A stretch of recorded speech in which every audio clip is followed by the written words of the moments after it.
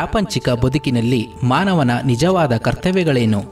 ಜೀವನದಲ್ಲಿ ಸಮಚಿತ್ತತೆಯನ್ನು ಬೆಳೆಸಿಕೊಳ್ಳಬೇಕಾದ ಬಗೆ ಹೇಗೆ?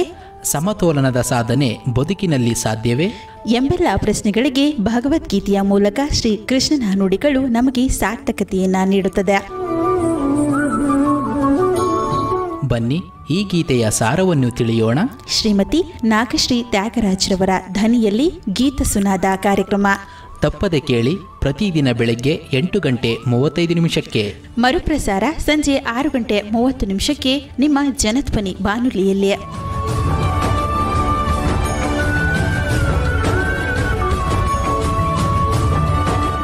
ಓಂ ಶ್ರೀ ಕೃಷ್ಣಾಯ ನಮಃ. ಜನಧ್ವನಿಯ ಸಮಸ್ತ ಕೇಳುಗರಿಗೆ ನಮಸ್ಕಾರಗಳು. ಇಂದು ನಾವು ಭಗವದ್ಗೀತೆಯ 2ನೇ ಅಧ್ಯಾಯವಾಗಿರುವ ಸಾಂಖ್ಯ ಯೋಗದ 15ನೆಯ ಶ್ಲೋಕದ ಬಗ್ಗೆ ತಿಳಿದುಕೊಳ್ಳೋಣ. ಆ ಶ್ಲೋಕ ಇಂತಿದೆ: ಯಂ ಹಿ ನ ವ್ಯಥಯಂತ್ಯೇತೆ ಪುರುಷಂ ಪುರುಷರ್ಷಭ ಸಮದುಃಖ ಸುಖಂ ಧೀರಂ ಸೋಮೃತತ್ವಾಯ ಕಲ್ಪತೆ. ಪುರುಷ ಶ್ರೇಷ್ಠನೇ, ಸಮದುಃಖದಲ್ಲಿ ಸಮನಾಗಿರುವ ಧೀರನಾದ ಯಾವ ಪುರುಷನನ್ನು ಇವು ವ್ಯಥೆಗೊಳಿಸುವುದಿಲ್ಲವೋ ಅವನು ಅಮರತ್ವಕ್ಕೆ ಯೋಗ್ಯನಾಗಿರುವನು ಎಂದು ಕೃಷ್ಣ ಇಲ್ಲಿ ಅರ್ಜುನನಿಗೆ ತಿಳಿಸುತ್ತಿದ್ದಾನೆ. ಈ ಶ್ಲೋಕದ ತಾತ್ಪರ್ಯ ಇಷ್ಟೇ: ಈ ಜೀವನದಲ್ಲಿ ನಾವು ಏನನ್ನು ಗಳಿಸಬೇಕಾದರೂ ಕೂಡ ಒಂದು ಯೋಗ್ಯತೆ ಪಡೆದುಕೊಂಡಿರಬೇಕು. ಬರೀ ಆಸೆ ಇದ್ದರೆ ಸಾಲದು. ಲೌಕಿಕ ಪ್ರಪಂಚದಲ್ಲಿ ನಾವೇನಾದರೂ ಒಂದು ಕೆಲಸವನ್ನು ಸಂಪಾದಿಸಬೇಕಾದರೆ ನಮ್ಮ ಯೋಗ್ಯತೆ ಏನು ಎಂದು ಕೇಳುತ್ತಾರೆ. ಹಾಗಿರುವಾಗ ಅಮೃತತ್ವ ಎಂದರೆ ಮುಕ್ತಿಯನ್ನು ಪಡೆಯಬೇಕಾದರೆ ಅದಕ್ಕೆ ಕನಿಷ್ಠ ಪಕ್ಷದ ಯೋಗ್ಯತೆ ಒಂದು ಇದೆ. ಅದು ಇದ್ದರೆ ಮಾತ್ರ ಮುಕ್ತಿಯ ಪಥದಲ್ಲಿ ಮುಂದುವರೆದು ಗುರಿ ಸೇರಬಹುದು. ಎವರೆಸ್ಟ್ ಶಿಖರವನ್ನು ಹತ್ತಬೇಕಾದರೆ ದೃಢಕಾಯನಾಗಿರಬೇಕು, ಶ್ರಮ ಸಹಿಷ್ಣು ಆಗಿರಬೇಕು, ಶ್ವಾಸಕೋಶಗಳಿಗೆ ಬಲವಾದ ಶಕ್ತಿ ಇರಬೇಕು. ಆಗ ಮಾತ್ರ ಎವರೆಸ್ಟ್ ಅನ್ನು ಹತ್ತಲು ಸಾಧ್ಯ. ಯೋಗ್ಯತೆ ಇಲ್ಲದೆ ಬರೀ ಇಚ್ಛೆಯ ಆಸರೆಯಿಂದಲೇ ಗುರಿ ಮುಟ್ಟುವುದಕ್ಕೆ ಆಗುವುದಿಲ್ಲ.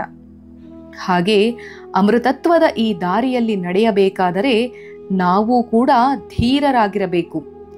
ಸುಖ ದುಃಖಗಳನ್ನು ಸಮನಾಗಿ ನೋಡಬೇಕು.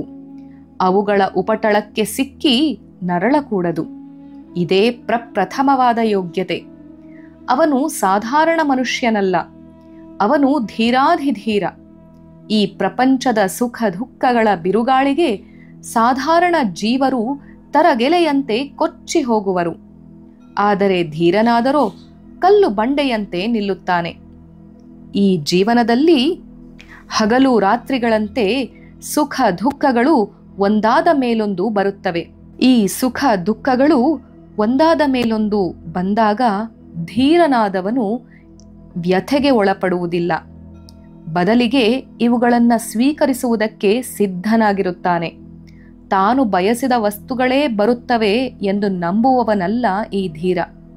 ಬಯಸದೇ ಇರುವ ವಸ್ತುಗಳೂ ಕೂಡ ಬರುತ್ತವೆ ಎಂಬುದನ್ನು ಮುಂಚೆಯೇ ತಿಳಿದು ಯಾವಾಗ ಅದಕ್ಕೆ ಸನ್ನದ್ಧನಾಗಿರುವನೋ ಅವನನ್ನು ಇವು ಕೆಣಕಲಾರವು. ಇಲ್ಲಿ ಇದನ್ನು ಸಹಿಸುವವನಿಗೆ ಧೀರ ಎಂಬ ಸುಂದರವಾದ ಪದವನ್ನು ಕೃಷ್ಣ ಉಪಯೋಗಿಸುತ್ತಿದ್ದಾನೆ. ಈ ಪ್ರಪಂಚದಲ್ಲಿ ಶಾರೀರಿಕವಾಗಿ ಧೀರರಾದ ಅನೇಕರನ್ನು ನಾವು ನೋಡುತ್ತೇವೆ. ಆನೆಯ ಕಾಲಿನಿಂದ ತುಳಿಸಿಕೊಳ್ಳುವವರೂ ಇದ್ದಾರೆ, ಪಿರಂಗಿಯ ಬಾಯಿಗೆ ಎದೆಯೊಡ್ಡುವ ಧೀರರೂ ಇದ್ದಾರೆ. ಸ್ಪುಟ್ನಿಕ್ನಲ್ಲಿ ಕುಳಿತು ಚಂದ್ರಲೋಕ ಮತ್ತು ಇತರ ಲೋಕಗಳಿಗೆ ತಮ್ಮ ಪ್ರಾಣದ ಹಂಗನ್ನೇ ತೊರೆದು ಹೋಗಬಲ್ಲಂತಹ ಧೀರರೂ ಇದ್ದಾರೆ. ಆದರೆ ಜೀವನದಲ್ಲಿ ನಮ್ಮನ್ನು ಅಳುವಂತೆ ನಗಿಸುವಂತೆ ಮಾಡುವ ಪ್ರಕೃತಿಯ ಬಲೆಗೆ ಬೀಳದೇ ಇರುವವನೇ ನಿಜವಾದ ಧೀರ. ಇಂದ್ರಿಯಗಳ ಸೆಳೆತವನ್ನು ಹಿಡಿದು ನಿಲ್ಲಿಸುವುದು ವೇಗವಾಗಿ ಹೋಗುತ್ತಿರುವ ಕಾರನ್ನು ಹಿಡಿದು ನಿಲ್ಲಿಸುವುದಕ್ಕಿಂತ ಸಾಹಸದ ಕೆಲಸ. ಅಮೃತತ್ವವನ್ನು ಪಡೆಯಬೇಕಾದರೆ ವಿಷಯ ವಸ್ತುಗಳ ಆಕರ್ಷಣೆಯನ್ನು ತಡೆದು ನಿಲ್ಲಿಸಬೇಕು. ಇಂತಹ ಪಥಿಕ ಮಾತ್ರ ಆ ದಾರಿಯಲ್ಲಿ ಯಾತ್ರಿಕನಾಗಬಹುದು. ಪ್ರತಿಯೊಬ್ಬ ವ್ಯಕ್ತಿಯ ಜೀವನದ ಉದ್ದೇಶ ಪರಿಪೂರ್ಣತೆಯನ್ನು ಸಾಧಿಸುವುದೇ ಆಗಿದೆ. ಆ ಮಟ್ಟಕ್ಕೆ ವಿಕಸಿಸಲು ಪ್ರತಿಯೊಬ್ಬನೂ ತನ್ನ ಬದುಕಿನ ಅವಧಿಯಲ್ಲಿ ದೊರಕುವ ಪ್ರತಿಯೊಂದು ಪುಟ್ಟ ಅವಕಾಶವನ್ನು ಉಪಯೋಗಿಸಿಕೊಳ್ಳಲೇಬೇಕೆಂದು ಪರಮಾತ್ಮ ಕೃಷ್ಣನು ಗೀತೆಯ ಮೂಲಕ ಹೇಳುತ್ತಿದ್ದಾನೆ. ಬದುಕಿನ ಸಣ್ಣ ಪುಟ್ಟ ತೊಂದರೆಗಳಾದ ಶೀತ, ಉಷ್ಣ, ಗೆಲುವು, ಸೋಲು, ನೋವು, ನಲಿವು ಇವುಗಳನ್ನೆಲ್ಲ ಒಂದೇ ಸಮನಾಗಿ ಸಹಿಸುವುದೇ ಈ ಪರಿಪೂರ್ಣತೆಯ ಶಿಖರವನ್ನು ಏರಬೇಕಾದರೆ ಇರಬೇಕಾದಂಥ ಅರ್ಹತೆ. ತಿಳಿಯಿತಲ್ಲವೇ? ಶೀತೋಷ್ಣಗಳನ್ನ, ಗೆಲುವು ಸುಖಗಳನ್ನ, ನೋವು ನಲಿವುಗಳನ್ನ ಎಲ್ಲವುಗಳನ್ನ ಒಂದೇ ಸಮನಾಗಿ ಸ್ವೀಕರಿಸಬೇಕಾಗುವಂಥದ್ದೇ ಒಬ್ಬ ಪರಿಪೂರ್ಣತೆಗೆ ಹೆಜ್ಜೆ ಇರಿಸುವಂತಹ ಅರ್ಹತೆ. ಹೀಗೆ ಅಸಮರ್ಥನಾದ ಸೋಮಾರಿಯ ಬದುಕಿನ ಸಹಿಷ್ಣುತೆಯನ್ನು ಇಲ್ಲಿ ಕೃಷ್ಣ ಸೂಚಿಸಿಲ್ಲ. ಸುಖ ದುಃಖಗಳೆರಡರಲ್ಲೂ ವಿವೇಕಿಯ ಸಮಚಿತ್ತತೆಯು ಅವನನ್ನು ವಿಕಸಿಸಿ ಸಂಸ್ಕೃತನನ್ನಾಗಿ ಅಲ್ಲಲ್ಲ ಸುಸಂಸ್ಕೃತನನ್ನಾಗಿ ಮಾಡುತ್ತದೆ.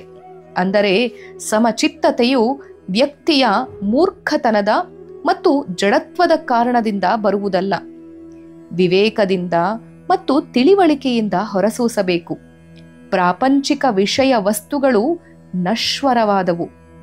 ಇದರ ಅರಿವಾದೊಡನೆ ಮಾತ್ರ ನಿಶ್ಚಲ ಸಹನೆ, ಸಾಕಷ್ಟು ಸಮತೋಲನ ತಾನೇ ತಾನಾಗಿ ಬರುತ್ತದೆ. ಶರೀರದಲ್ಲಿ ನಾವು ಬದುಕಿರುವ ತನಕ ಶರೀರದ ದುಃಖಗಳನ್ನು ನಾವು ಉಪೇಕ್ಷಿಸಲು ಆಗುವುದಿಲ್ಲ ಅಥವಾ ನಿಶ್ಚಲ ಭಾವದಿಂದ ಸಹಿಸಲೂ ಆಗುವುದಿಲ್ಲ ಎಂದು ಅರಿವಿಗೆ ಕಾಣಬಹುದು. ಆದರೆ ನಾವು ಪ್ರೀತಿ ಅಥವಾ ಕೋಪದಿಂದ ಒಂದೊಂದು ಸಲ ದೈಹಿಕ ಸುಖಗಳನ್ನು ತ್ಯಾಗ ಮಾಡುವುದುಂಟು. ತನ್ನ ಮಗನ ಮೇಲಿನ ಪ್ರೀತಿಯಿಂದ ಅವನಿಗೆ ಉತ್ತಮ ವಿದ್ಯಾಭ್ಯಾಸ ಒದಗಿಸುವ ಸಲುವಾಗಿ ತನ್ನ ದೈಹಿಕ ಅಗತ್ಯಗಳನ್ನೂ ಕೂಡ ತ್ಯಾಗ ಮಾಡಲು ಸಿದ್ಧನಾಗಿರುತ್ತಾನೆ ತಂದೆ. ಬೌದ್ಧಿಕವಾಗಿ ಗ್ರಹಿಸಿದ ಒಂದು ಆದರ್ಶದ ಸಾಧನೆಗಾಗಿ ತಕ್ಷಣವೇ ನಮ್ಮ ದೈಹಿಕ ಮತ್ತು ಮಾನಸಿಕ ಸುಖ ಸೌಕರ್ಯಗಳನ್ನು ಅಲಕ್ಷಿಸುತ್ತೇವೆ. ಆ ಮೂಲಕ ಎಲ್ಲ ತ್ಯಾಗಗಳನ್ನು ನಾವು ಮಾಡುವುದಕ್ಕೆ ಸಿದ್ಧರಾಗಿರುತ್ತೇವೆ. ಹಾಗೆ ಮೋಹದಿಂದ ಕೆಲವು ವಸ್ತುಗಳನ್ನು ತ್ಯಜಿಸುತ್ತೇವೆ.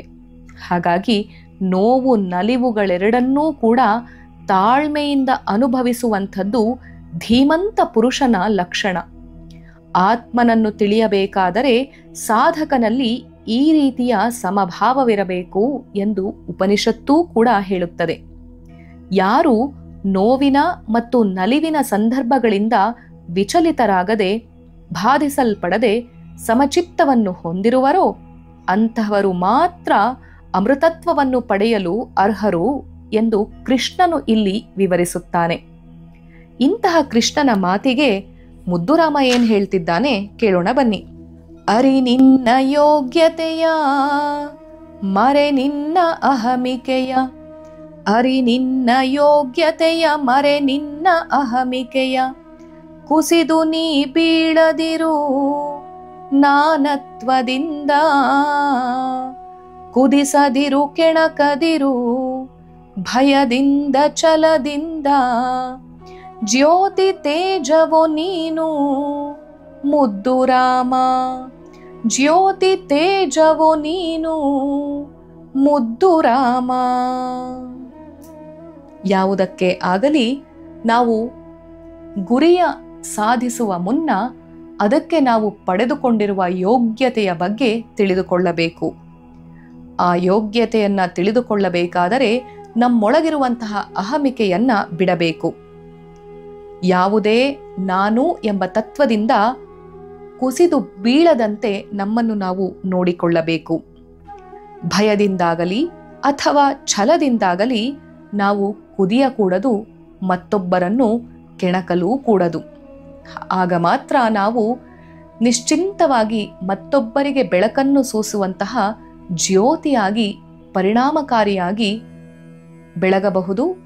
ನಮ್ಮ ಬದುಕನ್ನು ಬೆಳಗಿಸಿಕೊಳ್ಳುತ್ತಾ ಮತ್ತೊಬ್ಬರ ಜೀವನವನ್ನು ಕೂಡ ಬೆಳಗಿಸಿಕೊಳ್ಳಬಹುದು ಎಂಬುವಂಥದ್ದೇ ಇಂದಿನ ಮುದ್ದುರಾಮನ ಮಾತು. ಈ ಮುದ್ದುರಾಮನ ಮಾತಿಗೆ ಕೃಷ್ಣನೂ ಕೂಡ ಸೈ ಎಂದು ಹೇಳುತ್ತಿದ್ದಾನೆ. ನೋವು ನಲಿವುಗಳನ್ನ, ಸೋಲು ಗೆಲುವುಗಳನ್ನ ಒಂದೇ ರೀತಿಯಾಗಿ ಸ್ವೀಕರಿಸುವ ಮೂಲಕ ಧೀರರಾಗಿ ಬಾಳಬೇಕಾದುದೇ ಈ ಬದುಕಿನ ನಿಜವಾದ ಧರ್ಮ. ಅತ್ತ ಕಡೆ ನಮ್ಮ ಚಿತ್ತ ಹರಿಸೋಣ. ಸರ್ವಂ ಶ್ರೀ ಕೃಷ್ಣಾರ್ಪಣಮಸ್ತು. ಶ್ರೀ ಗುರುಭ್ಯೋ ನಮಃ. ಹರಿ ಓಂ.